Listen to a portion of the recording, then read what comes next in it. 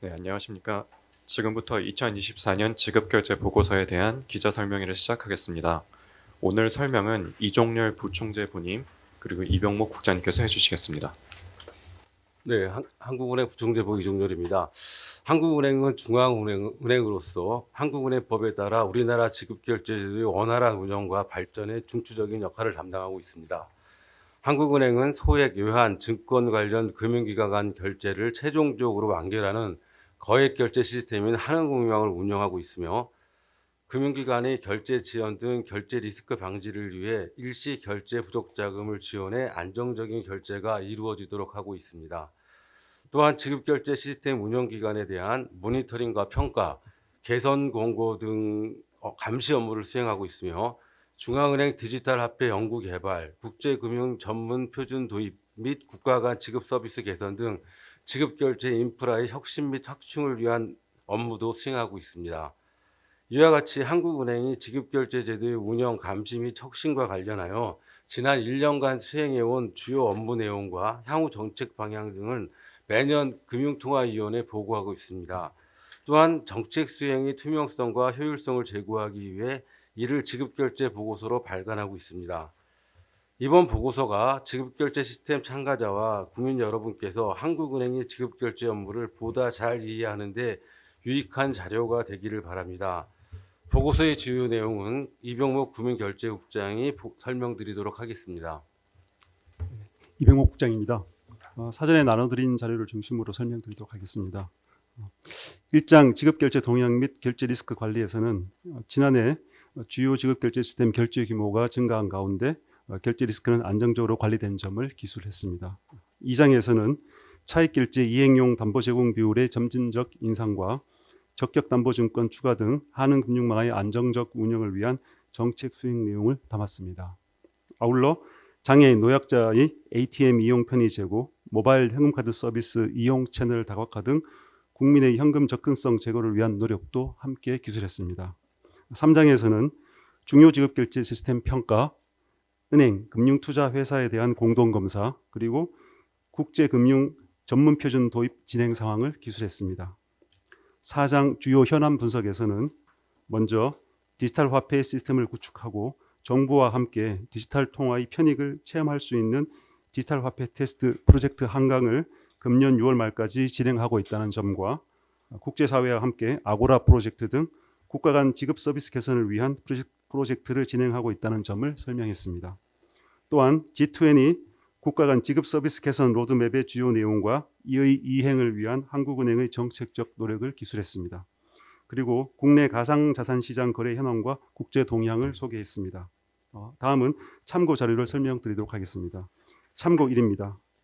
글로벌 금융위기 이후 마련된 국제기준에 따라 지난해 8월 차익결제 이행용 담보 제공 비율을 80%에서 90%로 인상했으며 금년 8월에는 100%로 인상할 계획입니다. 다음은 참고 2입니다. 2023년 12월 공동 QR코드 방식의 ATM 입출금 서비스를 개시한 이후 편의점 등에 설치된 ATM에서도 모바일 현금카드를 이용한 현금 입출금 등이 가능하도록 모바일 현금카드 서비스 지원 범위를 확대하는 방향으로 추진하고 있습니다.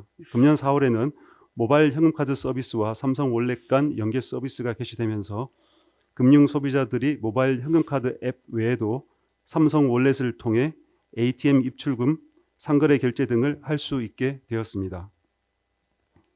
다음은 참고 3입니다.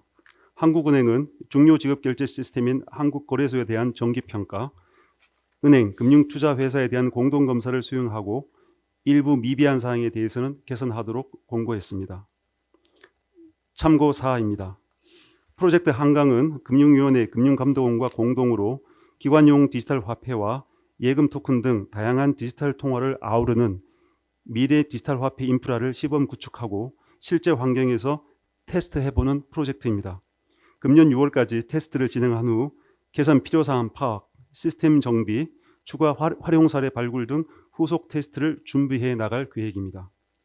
참고 5입니다. 아고라 프로젝트는 국제결제은행 5대 기축통화국 중앙은행 등과 공동으로 기관용 디지털 화폐 등을 활용해 국가 간 지급 서비스의 개선을 모색하는 프로젝트입니다. 우리나라가 글로벌 프로젝트에 처음부터 참여하고 있다는 점에서 큰 의의가 있으며 국내 은행들이 신규 사업을 발굴할 수 있는 계기가 될 것으로 기대합니다. 참고 6입니다. 2020년 2월 G20 중앙은행 총재 재무장관 회의에서 국가 간 지급 서비스 개선을 최우선 협력 과제로 선정한 후 한국은행은 G20 국가 간 지급 개선 로드맵 이행을 위해 국내에서 국가 간 지급 서비스 개선 TF를 구성했습니다. 이후 업계 의견을 수렴하고 제도 개선 필요성을 점검하는 등 한편 국제금융 전문 표준 도입을 진행하고 있습니다. 참고 7입니다. 현재 가상자산위원회를 중심으로 스테이블 코인 규제 체계 마련을 포함한 가상자산 이용자 보호법 2단계 입법 논의가 진행 중입니다.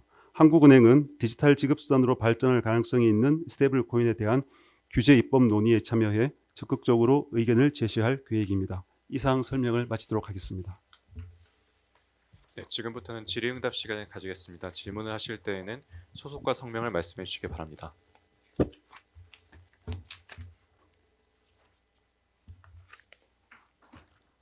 네, 장 기자님. 네, 이데일리 장여원 기자입니다. 방금 말씀도 주셨는데 프로젝트 한강이 이달 초부터 진행되고 있는 것으로 알고 있습니다.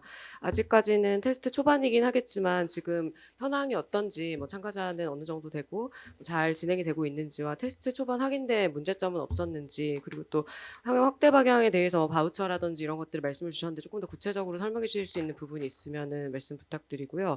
그리고 주요국 지급결제 시스템의 전산장의 현황에 보면은 시사점 부분에서 내부 시스템 오류뿐 아니라 외부 업체 제공 IT 인프라의 오류도 중대한 피해를 끼칠 수 있다라고 적어주셨는데요. 하는 지급결제 시스템에도 관련된 오류가 생길 가능성이 있다고 보셨는지 검토 상황 좀 설명 부탁드립니다.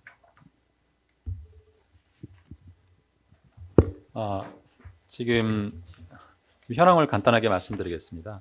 지금 오늘 기준인데요, 오전 기준입니다. 그래서 지금 전자지갑 총 개수가 지금 51,766개가 개설이 됐습니다.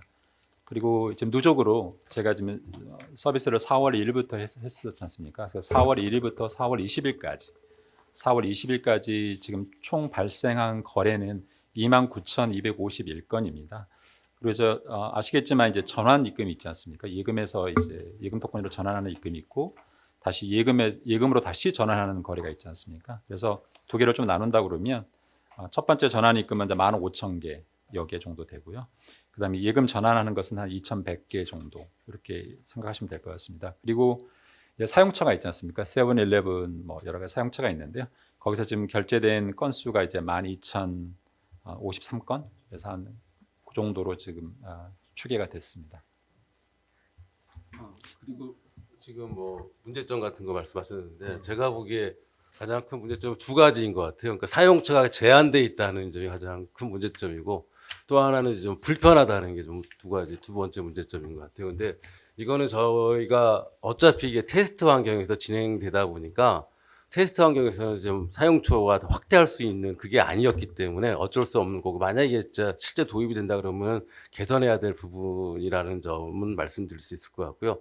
그다음에 마찬가지입니다. 좀 그러니까 여러 번 비밀번호를 눌러야 되는 것도 어차피 테스트 환경에서는 어쩔 수 없는 그런 부분이었고요. 이것 또한 만약에 이제 실제로 도입하게 되면은 충분히 개선할 수 있는 부분이다, 이렇게 말씀을 드릴 수가 있을 것 같습니다. 그런 부분은 이제 어차피 이게 테스트인 거니까 조금 감수를 하고서라도 우리가 지금 테스트하면서 그런 걸 이제 발견해내는 그런 과정이다, 이렇게 이해를 해주시면 좋을 것 같습니다. 그리고 아까 저쪽 장애 같은 경우는 예, 결제감시부장입니다. 말씀 주신 이제 하는금융망 관련해서도 당연히 이제 저희 전력이든지 통신이든지 저희도 이제 3자 서비스가 제3자 기관이 제공하는 서비스가 결부될 수밖에 없는 부분이 있거든요. 예, 이런 부분은 지금 국제사회에서도 되게 이제 중요시하게 보는 부분이 있어서 저희도 현재까지 저희가 파악한 바로는 저희가 진행하는 바로는 이제 저희는 아직 문제점 없지만 계속적으로 살펴가면서 이런 3자 서비스로 인한 리스크가 현실화되지 않도록 노력을 할 예정입니다. 그리고 아까 한흥유망 문제인데 제가 알기로는 한흥유망에 문제가 발생하면 굉장히 큰 거거든요. 근데 작년에 하여튼 제가 뭐 보고받고 이렇게 큰 그런 장애가 없었던 걸로 알고 있거든요. 그래서 한흥유망은 확실히 좀 안전하게 운영되고 있다 이렇게 이해를 해주시면 좋을 것 같습니다. 그리고 주요국 이제 그 사고 사례 같은 경우에는 클라우드 서비스를 이제 이용하면서 생긴 게 많은데요. 저희는 뭐 그런 점은 없기 때문에 이제 대신에 이제 뭐 전략이라든지 여타 관련 사항을 그래도 혹시 굉장히 중요하기 때문에 그래서 이제 더 눈여겨 보겠다는 그런 의미로 말씀드렸습니다. 그 답변이 안 된 부분이 하나 있는데 앞으로 향후 그 한강 프로젝트 같은 경우는 그러니까 실거래 어떻게 확대해 나가실 건지 조금 구체적인 설명 가능한 부분 있으면 부탁드리고 세븐일레븐 결제 건수를 말씀 주신 거는 그 쪽이 가장 크기 때문에 포함해서 예. 지금 구체적으로 좀 확대 계획을 이제 지금 이제 2차 이제 후속 테스트를 생각하고 있습니다. 그래서 일단 금융기관들과 같이 지금 워킹 그룹 회의를 진행하고 있는데요. 그래서 저번에 이제 보도자료도 말씀드린 것지만 이제 개인 간 송금을 먼저 하겠다. 그다음에 사용처 좀 확대하겠고 기본적으로 또 바우처도 좀 이제 지자체 그리고 정부 부처랑 좀 협의를 해서 저희가 좀 확대하겠다. 이렇게 좀 이제 말씀을 드렸었습니다. 그래서 예, 그런 방향으로 좀 앞으로 사업을 좀 진행하려고 합니다. 나온 김에 좀 더 당장 1단계 테스트에서 뭐 서울 청년 문화 패스 그 바우처가 이제 당장 될 거고요. 4월 말 정도라 그래요. 청년 문화 패스는 지금 이제 그 500명을 저희가 선정이 됐고요.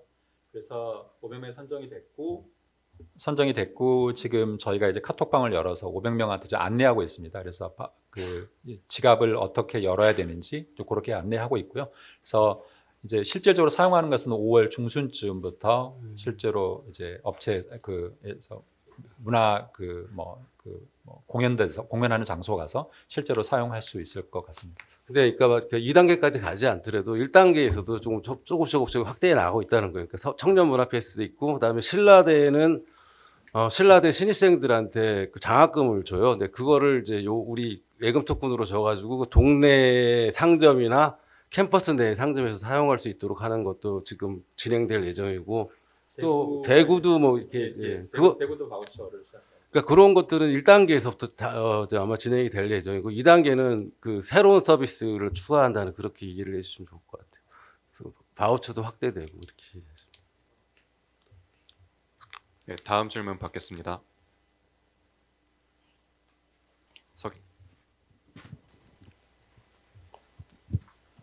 네, 아주경제 서민지 기자입니다. 그 국내 가상자산 거래 규제 동향에서 그 스테이블 코인 규제 체계 수립 관련해서 언급해 주셨는데요. 그 스테이블 코인이 지급 수단으로 사용될 경우에 뭐 통화 정책, 금융 안정, 지급 결제 뭐 이런 부분에 부정적인 영향 초래할 수 있다 이렇게 얘기해 주셨는데 우려하고 계신 사항들 좀 더 구체적으로 설명 부탁드리고요.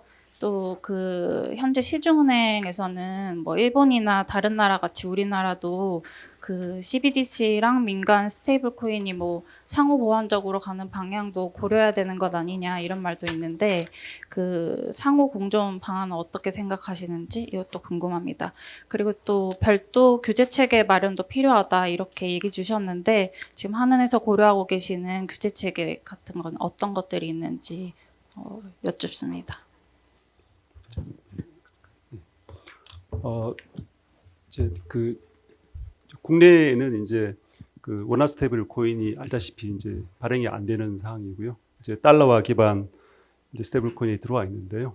이제 저희 우려 사항은 이제 그 스테이블 코인이 다른 가상 자산과 달리 이제 가치가 안정적이기 때문에 그래서 주로 그 용도가 지급 수단으로 서의 용도입니다.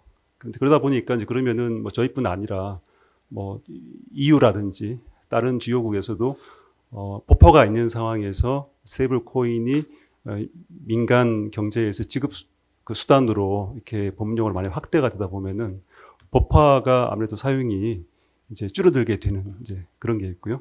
또 그러다 보면은 또 스테이블 코인을 발행할 때 이제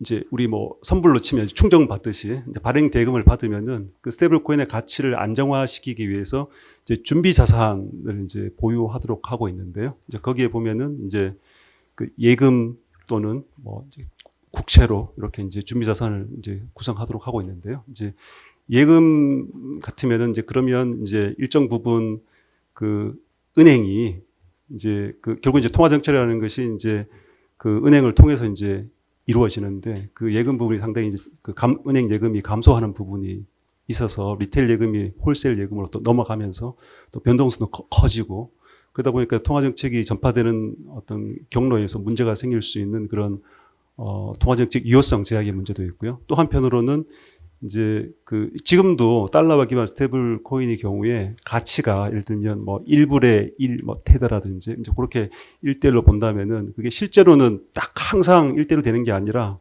이제 그 범위가 이제 적어지는 디패깅 현상이 또 실제로는 뭐 굉장히 많이 발생하고 있거든요. 이제 근데 그게 만약에 어떤 샥이나 이벤트가 발생해 가지고 그게 만약에 굉장히 큰 폭으로 만약에 이제 그 가치가 불안정해진다면은 결국은 그래서 그러면 이제 스테이블 코인을 보유하고 있는 사람들이 결국은 이제 발행사에다가 이제 그 현금으로 상환을 요청을 하겠죠. 이제 그러면은 그 발행업자도 결국은 그 상환 요구에 응하기 위해서는 가지고 있는 예금을 찾던가 아니면 이제 국채를 또 팔아야 되고 또 그 규모가 크면 파이어 세일로 또 투매를 하게 되면은 이제 국채 시장이 굉장히 큰 노이즈를 또 발생하고요. 그래서 미국 같은 경우에도 미국 조금 이제 그 정부가 바뀌어서 좀 그렇긴 하지만 예전 같은 경우는 미국 정부 입장도 이렇게 좋은 긍정적인 측면도 있지만 또 한편으로는 그것이 국채 시장에 또 수요 기반을 제공해주는 측면도 있지만 만약에 이벤트가 있을 경우에는 국채 시장 혼란을 불러일으킬 수 있다. 그래서 저희는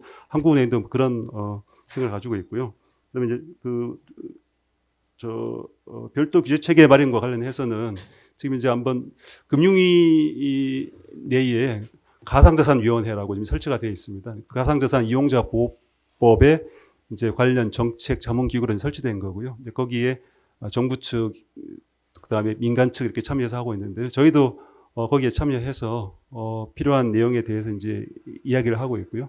그래서 이제 저희가 생각하고 있는 우려사항 아까 말씀드린 바와 같이 이것이 다른 가상자산과 다르게 지급수단으로 쓸 경우에는 굉장히 여러 가지 좋은 점도 있지만 또 이런 통화정책 측면에서 부정적 요인도 있다는 점을 감안해서 아직 뭐 이렇게 확정된 건 없습니다. 그래서 다만 이제 저희 그런 우려 사항을 이렇게 지금 전달하는 이제 수준이고요.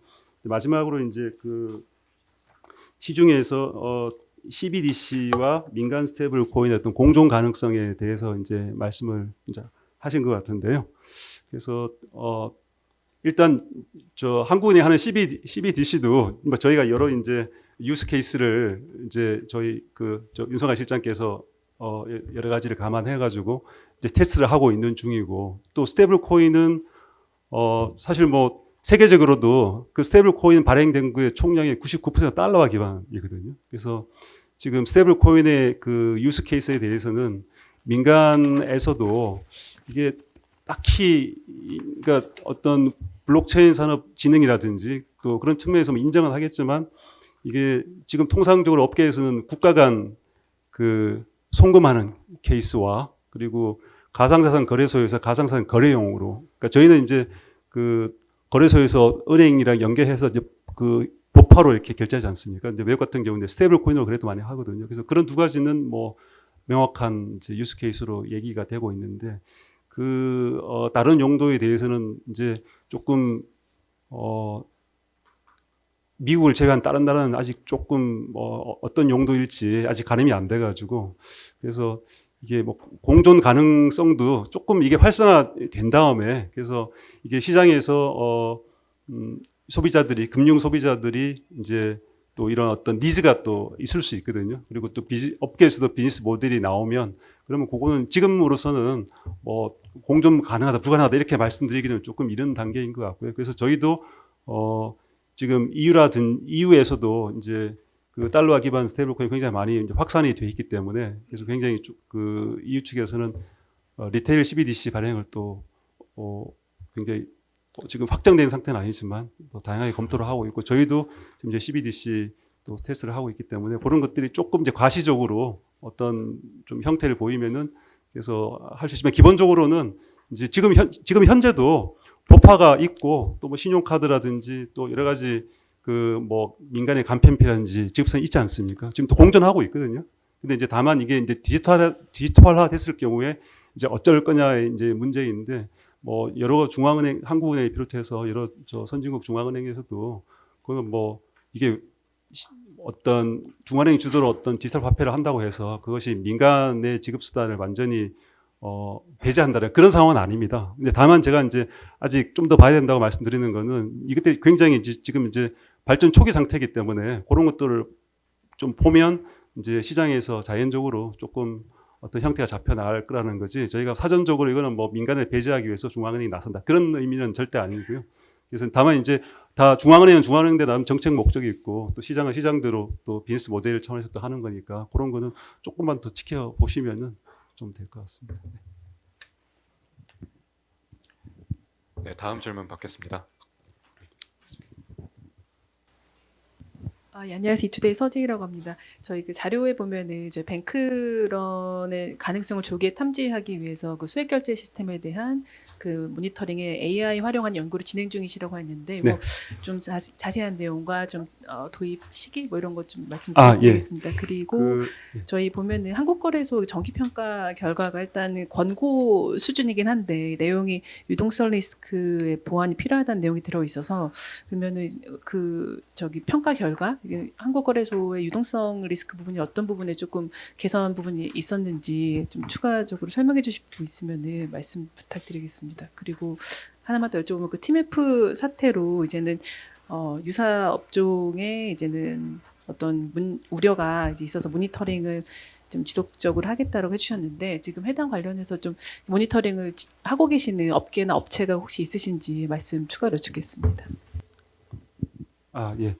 그 AI 관련해서는요. 이제 뭐 아시겠지만 지금 뭐 거의 뭐 AI 혁명이랄 정도로 다방면에서 이제 AI가 활용이 되고 있는데요. 그래서 이제 저희도 그 AI를 지급결제 시스템 운영 또는 감시 측면에 어떻게 하면 좀 활용할 수 있을까를 좀 고민을 했었습니다. 이제 그러다 보니까 이제 해외 사례를 한번 봤더니 이제 그 캐나다 중앙은행에서 이제 그 소액 결제 시스템 쪽으로 이렇게 그 이상 여부를 탐지하는 데 대해서 조금 선행 연구를 했었고요. 또 BIS에서는 이제 거액 결제 쪽으로 또 한번 살펴본 게 있는데요. 그래서 이게 뭐 지금 굉장히 굉장히 극초기 상태입니다. 극초기 상태고 다만 이제 저희는 이제 저희가 실시간으로 소액 결제 시스템이라든지 거액 결제 시스템의 어떤 상황에 대해서는 뭐 실시간으로 저희가 와치하고 있는데요. 이제 AI의 어떤 특성을 감안해서 조금 저희 사람이 직관적으로 인지할 수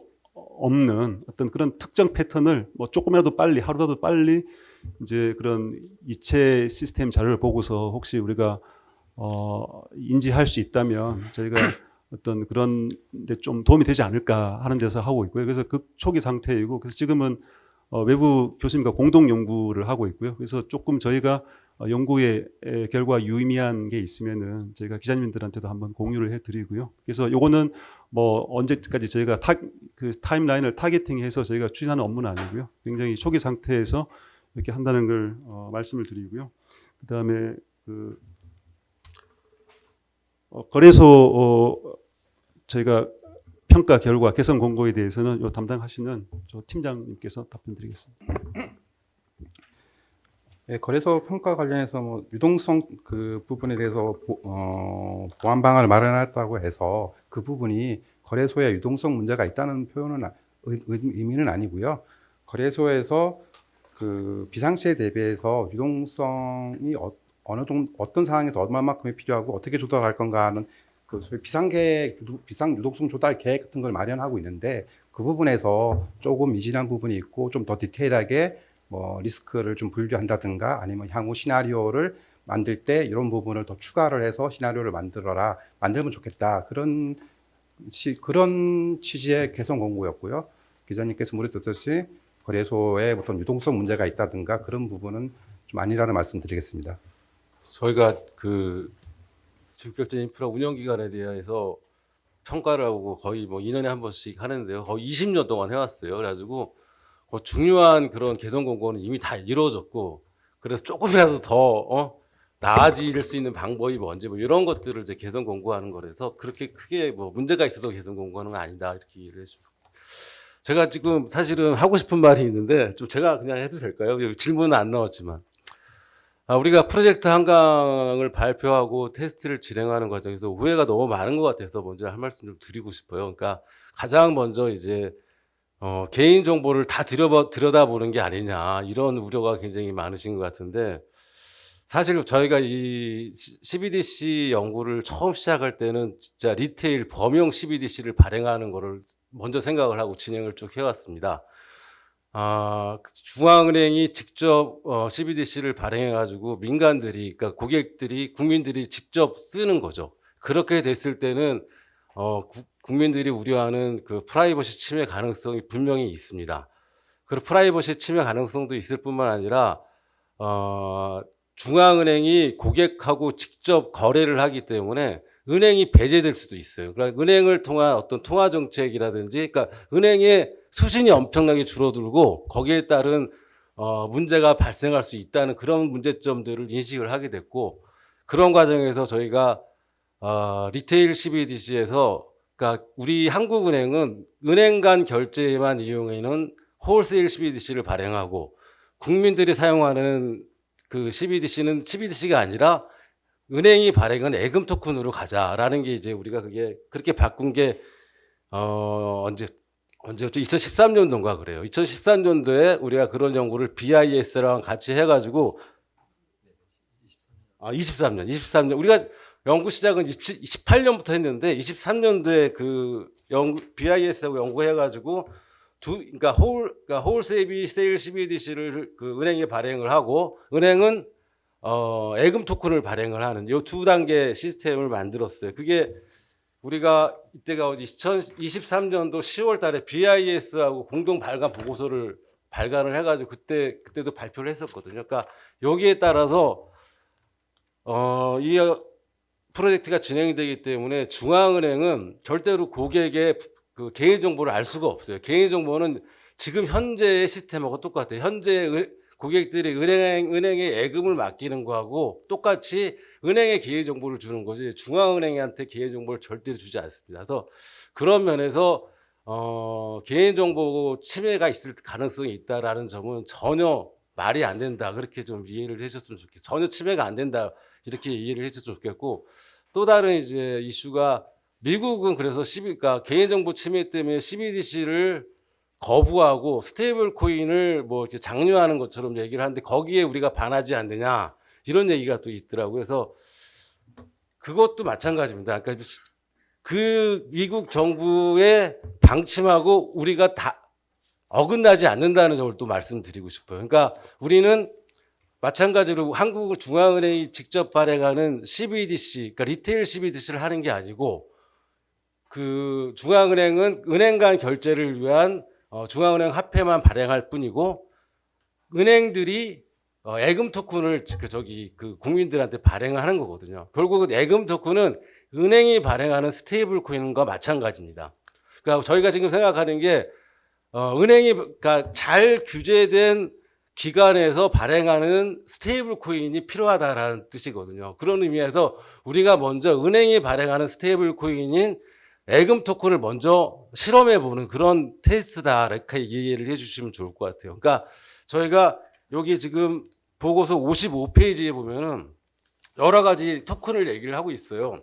그러니까 중앙은행이 발행하는 디지털 화폐도 있고, 은행이 발행하는 예금 토큰, 그 다음에 은행이 아닌 비은행 금융기관이 발행하는 이모니 토큰, 그 다음에 특수지급 토큰, 이런 식으로 분류를 해놨는데, 사실은 스테이블 코인이라는 말에 굉장히 부정적 의미가 강했거든요. 그러니까 테라 누나 때문에 스테이블 코인의 이미지가 굉장히 안 좋았던 시절이 있었습니다. 그래가지고 우리는 그때 스테이블 코인이라는 말 대신에 토큰이라는 명칭을 이때 좀 처음부터 쓰기 시작을 했어요. 사실은 아까 뭐 스테이블 코인과 병행하느냐라고 얘기를 했는데, 그런 거를 우리가 생각하고